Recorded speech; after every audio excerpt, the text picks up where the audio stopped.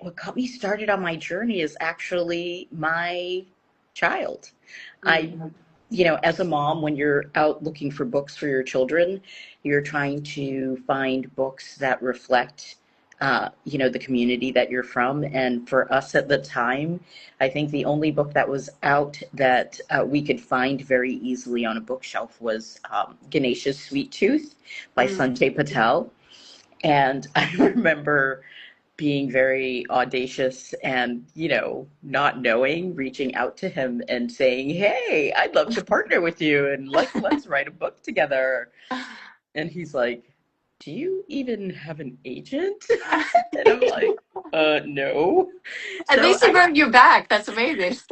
yeah, so he responded. It was funny. And yeah, so that was my lesson in you need to go learn how to write a picture book, let alone reaching out to someone, at the time of his stature to be like, "Hey, let's work together." So yeah, and then I ended up joining SCBWI, learning craft, and then I met a really lot of supportive people who helped me on my career path and taught me what I needed to do. And within 3 years, they were like, if you put in the work, Bitsy Kemper in particular, she took me under her wing and said, if you put in the work, you put in the time, I have no doubt within 3 years, you'll land an agent and, probably sell a book. And sure enough, 3 years later, after putting in all my time, all my craft, I was found by my then agent, Ami Joan Paquette of Ivitas through Twitter pitching. So it's just one of these like Cinderella stories, and all this magic happened, and I got agented, and then before I knew it, I was selling books, and here I am now. So I can't say it was a quick journey because it wasn't, but in the time that it took, when I really set my mind to it and putting, pen to paper, putting action into true action, I found myself where I am right now, which is published author with books that are resonating with people. So I'm very thankful for that. Let's see, you've got a bedtime story. Yes. You've got this picture book biography of an activist, and now this sibling story kind of based on a holiday. Do you see them as being very different, or is there kind of a common thread that connects them? I feel there's a common thread. The common thread is family. It's human connection. It's about the power of emotion. And so I think anyone who reads, my work so far will see that in Goodnight, Ganesha, it's not just about universal bedtime, but it's about siblings, their relationship and connection. In the Myrlie story, it's about her connection to the people around her, like her family. Yes, that's one of my favorite spreads. Yes, that's Tata telling the bedtime story using the Bhagavad Gita, and of course Poonam Mistry. Total shout out, amazing illustration. I mean, I've been very fortunate to have worked with like so many incredible illustrators for each of these books, and their styles are extremely different. But going back to the theme that runs between the stories. Again, we go back to family in a Rakhi for Rakesh, and that sibling bond. Yeah. And well, so going back to your first one, as you said, like the Goodnight Ganesha was inspired by your child's name. I think you said you had just read Goodnight Moon. Oh yeah, and you mean for the millionth and for the infinity time, like that I read that. I was like, oh my gosh, can we read something else? Right. And it's not to say that it's not a great book, but it's just kind of like, oh my gosh, I don't want to read this anymore. And then the idea, was thrown at me, hey, mommy, when we go to India and we visit with family, like, why can't we talk about our bedtime story? And of course, what I always tell everyone is, I had like this gut reaction of like, yeah, like who's going to want to read about our bedtime story? Like nobody cares. And my daughter's like, what do you mean nobody cares? She's like, you're a writer, aren't you? Isn't that your job to write stories? And I was like, oh, I'm being schooled by my own kid. And so I had no choice but to write Goodnight, Ganesha. I felt like she threw down the gauntlet and challenged me to let go of, like, all this fear that I had from, straddling worlds and being like, but that's not really like a story that people would be interested in. Yeah. So, and she was like, well, I want to see you write this story. And I guess, my agent thought the same, and so did the editor who picked up the book. And the funny thing, I'll drop this like little Easter egg for this story, is that I originally wrote this story in prose.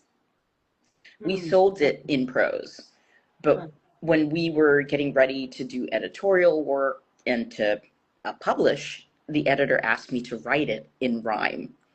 And the funny thing is, I originally started writing it in rhyme, but then my then agent was like, no, let's do lyrical prose. I think that would be better.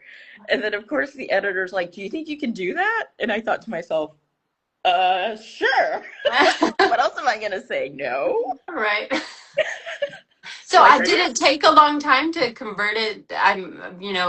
Or not really, since you had kind of done that originally. Yeah, I had started it in rhyme, and so I just had to add more words than I had before. And then, of course, thinking about story, thinking about how to make it rhyme well, especially because I incorporate Telugu language in it.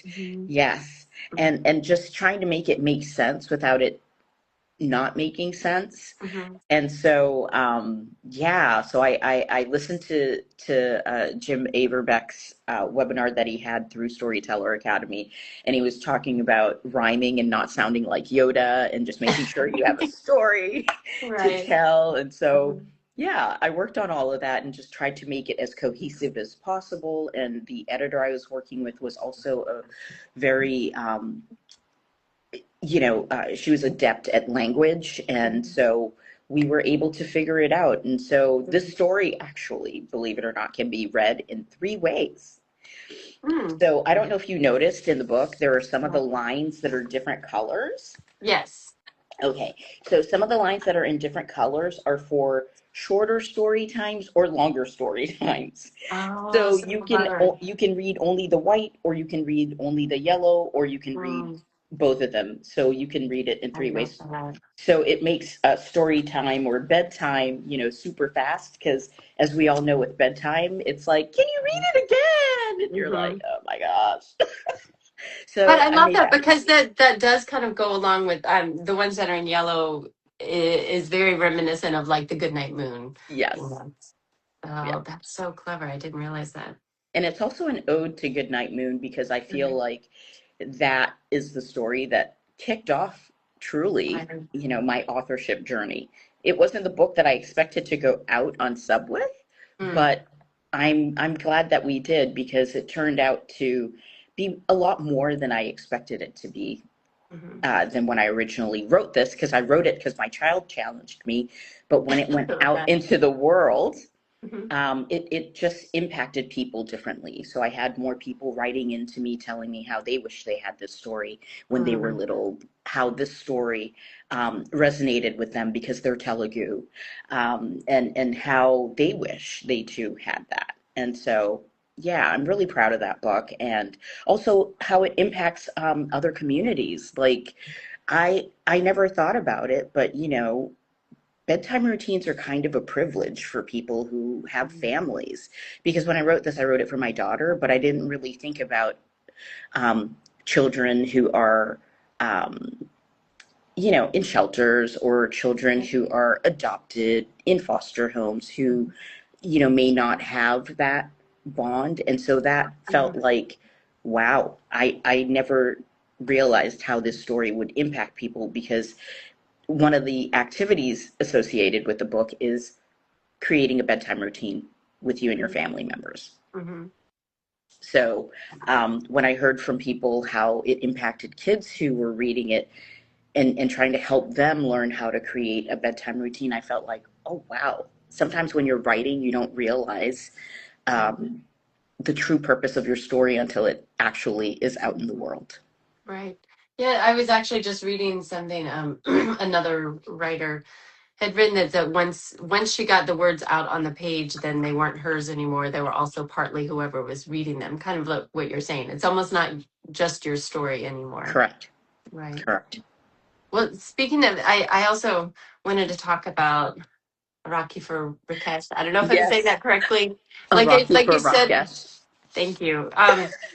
That this is again about family, like you talk Yes. about getting like that emotions of the relationship, right? So how did you do this? Because these are about two siblings that don't get along. And I also just want to Right. mention for those that don't know, this was a Pedro and Daniel Intersectionality Hmm. Book Awards commended book Yes. for this the year. And so how did you get that dynamic right between those two? It's actually based on real Yeah, life. I was wondering. Yeah.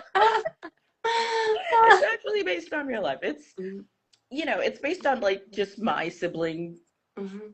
adventures with my older brother, who I refer to as Superman. Mhm. And yes, there's Superman right there. And, Right. granted, this story is fictional, but it is based on, real people, real relationships. Mhm. And I went there. Martha Brockenbrow actually, I had met her while I was at this bookstore, and there was a signing and a bunch of authors who were showcasing their work. And I was holding the book, and she looked at me and she was like, "Oh, hey, can I take a peek into your book?" And I'm like, "Oh my God, Martha Brockenbrow wants to look at my book." I mean, this is someone I hold to high esteem, and I like respect her work. And I was like scared to share it with her, so she read it, and then she came back to me and she's like, I really have a lot that I want to say about this book because it touched me deeply. But she's like, Mhm. I haven't been able to process my words right. So she's like, I'm going to send you an email with my thoughts and my feelings on it. Wow. And I was like, oh, okay. Like, I was scared. And then Right. she, eventually emails me back.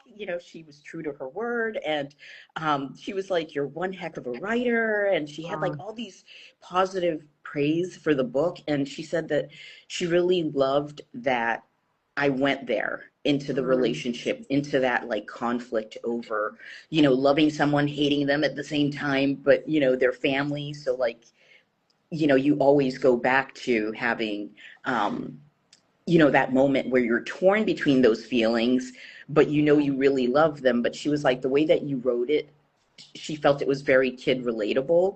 And she said that she wished she had this book when she was a kid to Mhm. kind of explain that feeling for her. And she felt that my writing crystallized that. And I was like, wow. There was like no, like I didn't know how to react to that because I felt like she got what I was trying to Right. say, where I felt that sometimes when people read it, they're not quite sure of that Mhm. duality. Mhm. And she got it. And so that's something that I was like, yes, I Mhm. did it. Like, Yeah. people were able to connect and feel that emotion of like, yeah, sometimes I love you, but Mhm. today I'm not feeling you. I don't like you. Right. But at the end of the day, we know that we're family and we always come Mhm. back to love. Mm. And so I was glad that she got that. And, all the people who have read it so far and the love that the book's been getting so far. So, yeah, it's based on Yes. real people. And you've got a comment from one of the viewers that get it with three siblings. That she gets it. Yes, definitely. Yes. And sorry, I'm just looking at the time. Yeah. I want to because I want to make sure we get to talk about A Voice of Hope, which a lot of people Yes. know from you. Of course, it's Women's History Month, so we need uh, Yes. um, about this picture book biography. First of all, how Yeah. did you decide that you wanted to write a book on her? Because it's amazing. This is the first picture book biography to focus on her.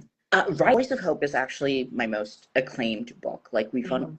a lot of awards. It's also a Padiba commended title, which I'm super excited about. And I got to meet Myrlie when I was a journalist. Yeah. I was a journalist, and back then it was like 2005, and I was working in Jackson, Mississippi at WJTV, and I had to attend a press conference that she was attending because at that time they were going to do a name change for the local airport or the international airport there to include her late husband's name, because it's now like the Evers International Airport or Medgar Evers International Airport. So they renamed it twice, but I was there for the first one, and she was coming to town. She was going to talk to the press and talk to us about, you know, the significance of that, because as a lot of people may or may not know, but Mississippi is considered one of the most racist states, you know, in the nation. And at that time, it was like a big deal because Medgar Evers was assassinated for fighting for the rights of Black Mississippians to vote, and just to have the freedoms that, you know, we thought we had. And when I met her, she had this big poster board behind her with a bunch of personal family photos. And I waited for the conference to be over, and I stayed behind, and I asked her one question, which was, why did you come to the press conference with all these photos? And they're on this poster board, and you never once referred to them, talked about them. You know, what is the significance? Because obviously there's a reason why you brought it. And she looked at me and she's like, well, nobody asked. She's like, you're the only person who cared enough to ask. And because of that, she sat with me for about an hour with my photographer at the time, or the photographer I was assigned to, and we interviewed her, and she talked to us about each of those photos on the board, and she gave us a personal, you know, look or glimpse into her life at that point in time. And so when I brought the press conference and that story back to the news director, he was more focused on the press conference, and he didn't really care about the interview that we did about the photos and the poster board. He looked at that as like, that's not important. And I was like, this woman just poured her soul out to me, talked to me about her private family, you know, photos, and, you know, the feelings, emotions that went with these photos. And you're telling me like we can't do anything with that? And he was like, no, it's not news enough for him. I was like, not even a documentary? And he was not interested. So that night I was going to her signing because I was like, hey, I met her today. I'm going to buy her book. And, you know, while I'm there, I'll also tell her, sorry, we couldn't do the story. And when I told her that, she just looked at me and she was like, I think you're a smart young lady. I think you can figure something out.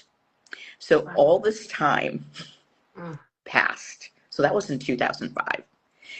And I didn't get the idea to write her story until I think it was 2007. I made a concerted effort to reach out to the family, to reach out to people who were connected with her, to try to have another interview with her, but that never really happened. So I only had all those words and her thoughts and her feelings. And I felt like, you know, as a journalist, it's my job to communicate that meeting, to communicate, you know, this story behind the scenes that she shared with me, since she is a public figure. And so I kept working at it. And then in, I think 2012 and 2019 is when I finally had a breakthrough. I was able to talk to her daughter and, you know, a couple of other people who were very close to her. And then in 2020 is when I shared it with my then agent, and really had to fight for this story to be told.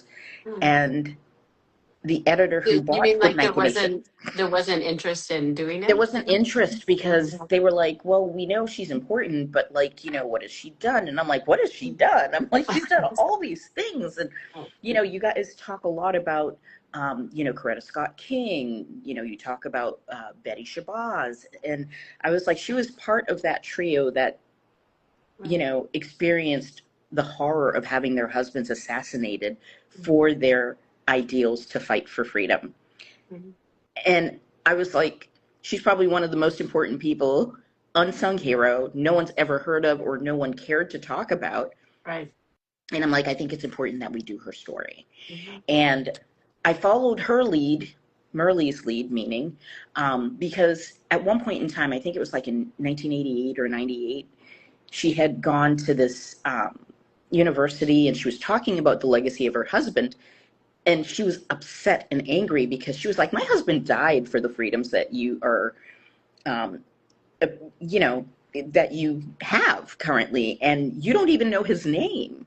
And so that was like one of the reasons why she pushed so hard to keep Medgar's name in the minds of people, like in the public, consciousness, because he died a hero. His life served a purpose that I felt like for her as well, she was doing the same thing, and yet because her voice was maybe quieter, no one saw her. No one saw her contributions. And I felt very strongly that here I am sitting on, these intimate moments that she and I had talked about, and no one even knows her name, except for when, she spoke at President Barack Obama's second inauguration. And at that point, I was fired up and said, we have to do this. And I was like, I will figure out whatever I can do to get the story told. So when I originally shared it, my agent was like, I think it's still like a picture book, but it feels like a book report right now. And she was like, if you can make me feel more emotion, and the editor as well was like, if you can make me feel for her life, then I would like to take another look at it. So I ended up taking it to the writing barn. I worked with Rob Sanders in one of his PB Bio sessions, and I worked this story to the point where by the end of it, I sent it back to the editor. Within 2 weeks, she bought it. Wow. And so here we are now with A Voice of Hope. And I feel like when I wrote the story, I was really passionate, and I felt so vested in it because I felt like I was kind of like that connector between her life, Medgar's, and what she is really doing for everyone, not just the African American community, in terms of fighting for freedom, fighting for your rights, speaking up, and also chasing her passion, which was to be a classical pianist. And just showing her life in a way that showed her as a real person and that kids can relate to. Yes, courtesy of Pink Martini, she was able to, finally play Carnegie Hall, which was a lifelong dream for her. And so sometimes you have to really fight for the stories that you're writing, and you have to be invested in it, not just emotionally, but just what is the purpose? What is the end goal? And for me, I felt her story was extremely important. It needed to be told. And I was very thankful that they saw that I wasn't doing this because I wanted to get something, from the family or out of writing this book. But I just want this to be a picture book that children can see a strong woman, someone who maybe has acquired her voice and still was able to achieve, even though the path to her passion wasn't linear, but she still achieved two incredible things, which is being an activist and a classical pianist in her own way. So yeah, I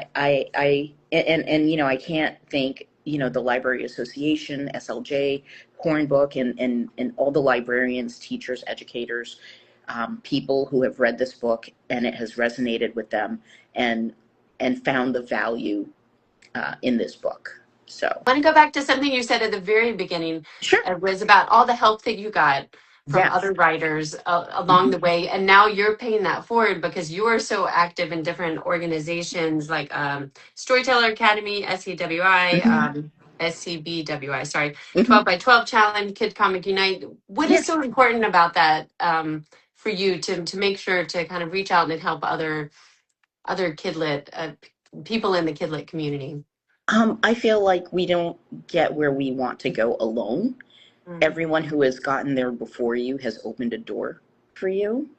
And it doesn't matter if it's, a woman. It doesn't matter if it is someone from your own community. It doesn't matter, if it's someone whose work, you don't really know well. But I think it's extremely important as writers to always share knowledge, because being secret squirrels, like, that's self-destructive.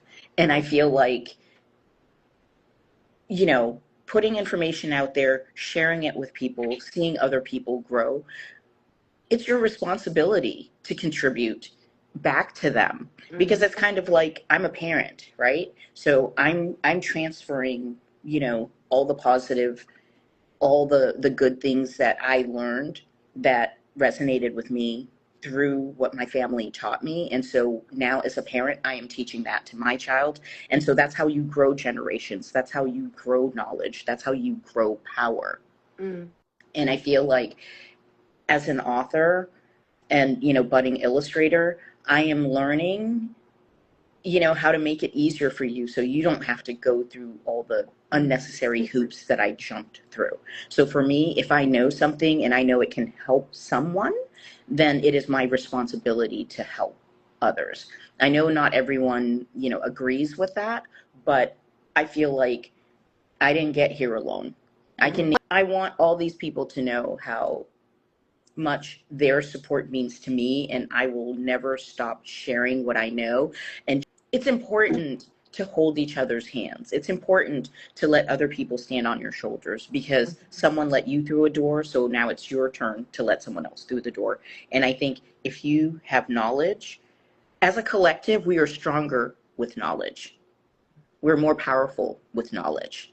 And I think, seeing what's happening in the world right now with erasure of truth, I think it is our job, no matter what, no matter, what genre you're writing in, what format. If someone says to you, hey, I want to be a writer, and you're an author and you don't help them, like that's a disservice. And I think it's important for people to realize that knowledge is everywhere, and it doesn't hurt to help guide other people. Because for me, that's the joy of writing, because it's not just storytelling, but just reminding people that we all have stories to tell, and that, not everyone's going to get to tell their story, but if that's something that's important to you, well, I'm here for you. And I there are plenty of people who follow me who know that I am true to that. It's like, it doesn't matter what time of day you reach out to me, DM me, or what have you. If you have a question or you need support, I am always here, because for me, I have always had the support of people, and the same for the folks at SCBWI who have supported my career path from day zero to now. 12 by 12, day zero to now.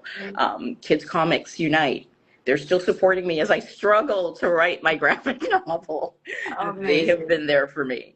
So, all these organizations that I choose to be a part of, Storyteller Academy, Ari Chung, he has been there for me. He's like my angel. Like, I tell him that all the time. I'm like, you're such an angel, because a lot of people know the story, but Ari and I go way back in 2015. When Ari came to our community center to do a talk on one of his books. And my daughter, husband, and my kiddo were the last people in the room before he left, because she really wanted this poster that he had drawn, because nobody took it. He was trying to give it away and nobody wanted it. And she was like, oh, can I have it? And he was like, yeah, sure. And then, we got into conversation, and one thing led to another. And he's like, you're an author? Oh, you draw? You're an illustrator? I'm like, I'm not an illustrator yet, but I'm just trying to just get through the door with writing. And do you know, in 2018, 3 years later, I meet Ari. This is right after I landed, my agent, and I see him, and I'm really nervous and embarrassed. Do you know that he remembered me? He remembered me. He even remembered my name. Wow. And he's like, hey, Nadia, right? And I was like, why are you walking by acting like you don't even know me? I'm like, I'm sorry, you're Ari Chung. I'm like, you're this big, graphic novelist, KidLit, author, illustrator. I'm like, I don't want to take any of your time and stuff. And he's like, oh, so how's that illustration coming along? And I'm like, how does he even remember?